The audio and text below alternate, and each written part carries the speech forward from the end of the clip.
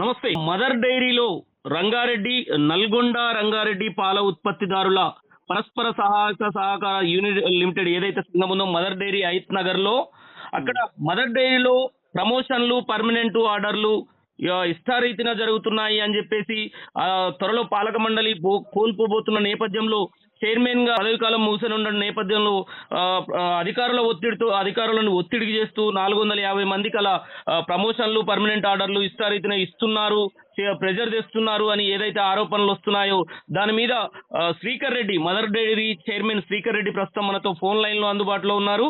తన మాటల్లోనే తెలుసుకునే ప్రయత్నం చేద్దాం. శ్రీకర్ రెడ్డి గారు, నమస్తే అండి. నమస్తే. మేము అక్రమ ప్రమోషన్లు ఏమి ఇవ్వడం లేదు. మా పదవి కాలం సెప్టెంబర్ దాకా ఉంది. మేము కోర్టు మాకు ఏది డిజాల్వ్ చేస్తే హైకోర్టులో మనం స్టే తెచ్చుకున్నాము. మేము ఎలాంటి ప్రోద్బలం లేకుండా గత 8 ఏళ్లకెళ్ళి వాళ్ళకు ఎలాంటి ప్రమోషన్ లేదు. వాళ్ళకు కంపల్సరీ ఇవ్వాల్సిందే ఇస్తున్నాం.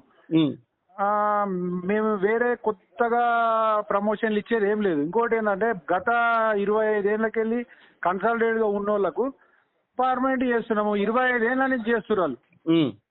నేను వేరే ఇంకోటి ఎవరో ఇంతకుముందు సిస్టమ్ ఏంటంటే 10వ పరకో తీసుకొని ఇచ్చేది.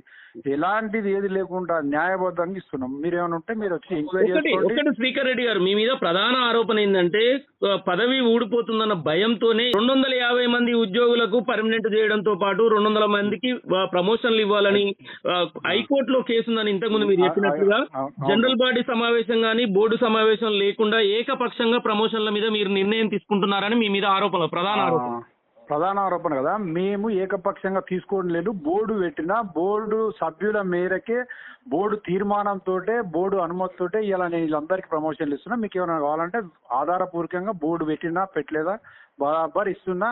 అది బోర్డు పెట్టే ఇస్తున్నా, మీరు వచ్చి చూసుకోండి. ఒప్పుకుంటున్నారా 450 మందితో ఫైల్ మూవ్ చేసినట్టు పాలకవర్గం?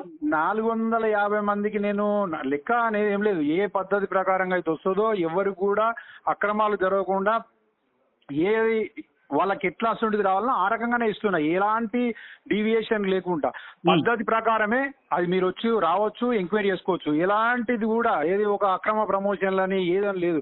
వాళ్ళకి న్యాయపరంగా జరగవలసిందే నేను చేస్తున్నా. మీరు వచ్చి ఎంక్వైరీ చేసుకోండి. అదే దానికి పూర్తి బాధ్యత వహిస్తా.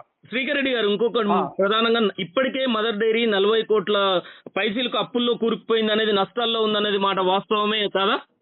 అది గతంలో నడుస్తూనే ఉంది, మీకు తెలుసు. దాని గురించి నేను ఇప్పుడు నన్ను అడగడం ఎందుకు? అది ఎందుకు అడుగుతున్నానంటే 20 కోట్ల బకాయిలు చెల్లించడమే కాకుండా మరి ఇప్పుడు 4 కోట్ల అప్పు చేస్తేందుకు కూడా మీరు సిద్ధమయ్యారు అనేది. మేము ఇప్పుడు 4 కోట్ల అప్పు మేము ఏం చేయడం లేదు. అది నడిచేది సంస్థ వెనకటి నుంచి వస్తూనే ఉంది. ఎట్లా వస్తుందో అట్లా నడుస్తూనే ఉంది. నేను కాదనట్లేదు. ఇప్పుడు కూడా మాకు చేస్తే 12 లక్షల బడ్జెట్ ఎక్కువ అవుతుంది. వీళ్ళందరికి ఇస్తే కూడా 12 లక్షలు వస్తుంది. దాని 30 కోట్లు 40 కోట్లు అని మీరు బయట ప్రపగండ చేస్తారు. అందరికి ఇచ్చేది ఒక 12 కోట్ల 5 లక్షలు రెగ్యులర్ వాళ్ళు. ఇప్పుడు ఇంకో రెగ్యులర్ చేస్తే ఒక 7 లక్షలు. అంతకంటే ఎక్కువ బడ్జెట్ కూడా కావట్లేదు. ఎవరైనా ఇస్తారు, వచ్చే ఇస్తారు కదా మా వాళ్ళు. లేదు, నేను కూడా అదే అంటున్నాను. సూటిగా ఒకటే ప్రశ్న, 4 కోట్ల అప్పు చేసేందుకు పాలక వర్గం ప్రయత్నం చేస్తుందనే ఒక ఆరోపణ. నేను ఒకటి, ఈ గత పాలకులు చేసిన నేను వచ్చినాక ఏ ఒక్క అప్పుడు అడగోలుగా మేము ఏం చేయలేదు. ఇస్తే మా రైతులకు 5 రూపాయలు రేట్ ఎక్కించాం తప్ప దీనిలో అక్రమంగా చేసింది ఏం లేదు. అక్రమ సంపాదనలు కూడా లేవు అప్పట్లేక. మీరు వచ్చి లైవ్ తీసుకోండి. ఒక్కొక్కరు ఉన్నారు కదా, మా మేనేజర్లు కావచ్చు, స్టాఫ్ కావచ్చు. అట్లా అయితే నా సంవత్సరంలో ఏమీ లేదు. గత సంవత్సరం ఎంత పౌడర్ వాడిరు, గత సంవత్సరం ఎన్ని పాలు వచ్చినాయి, గత సంవత్సరం ఏం మిగిలింది, నా సంవత్సరం ఏం మిగిలింది కూడా ఇస్తా. ఏది గత సంవత్సరానికి పోల్చుకుంటూ గవే పాలు కదా, నేను వచ్చినప్పుడు గవే పాలున్నాయి, అంతకుముందు గవే పాలున్నాయి ఇస్తా కదా. ఎవరేం చేసిరు అనేది నేను ఆన్ రికార్డ్ ఇస్తా. రైట్. అంటే ఫైనల్ గా మాత్రం శ్రీకర్ రెడ్డి గారు అధికారుల మీద ఒత్తిడి ఏం తేలేదు. ఈ ఫైల్ అధికారుల మీద ఏనాడు ఒత్తిడి తేలేదు. మీరు వచ్చి తెలుసుకోవచ్చు. నేను పద్ధతి ప్రకారమే పోతున్నా. నా పద్ధతి ఏమైనా తప్పు ఉన్నా అధికారుల మీద ఒత్తిడి చేసినా మీరు వచ్చి తెలుసుకుంటే, ఒత్తిడి చేసినట్టు కూడా నేను దానికి బాధ్యత వహిస్తా. దేనికైనా సిద్ధమే. నేనేమో రేపు పోయినా ఎల్లుండి పోయినా దేనికైనా సిద్ధమే.